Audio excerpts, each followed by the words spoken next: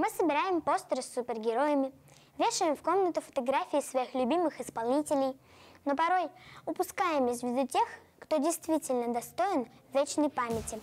В этом году мы отмечаем юбилей Великой Победы. В стране запустили масштабный фотопроект, направленный на сохранение исторической памяти о Великой Отечественной войне и ее участниках. В интернете существует ресурс, куда вы можете загружать фотографии своих родственников, которые участвовали в Великой Отечественной войне.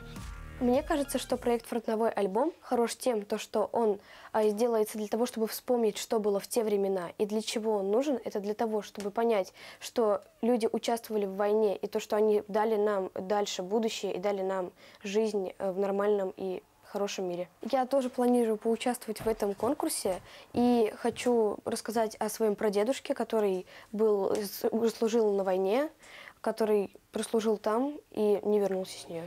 Благодаря настраиваемой сортировке фронтовой альбом позволит адаптировать ленту фотографий под свои предпочтения. При первом посещении сайта наряду с последними добавленными фото можно увидеть в галерее фотографии, географическая метка которых близка к вашему местоположению. Проект «Фронтовой альбом» позволяет увидеть объемы, насколько много людей было задействовано в Великой Отечественной войне. Также это отличная память о своих предках, о своих дедах, бабушках и прабабушках и прадедушках. Я обязательно буду участвовать в этом проекте.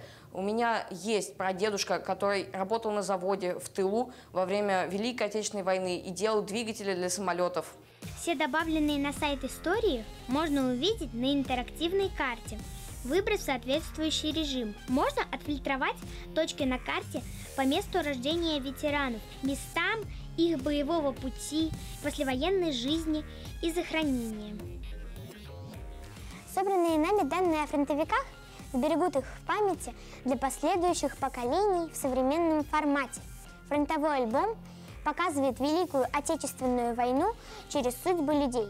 Маргарита Вахитова, Рамазан Мусин, специально для Горы новостей.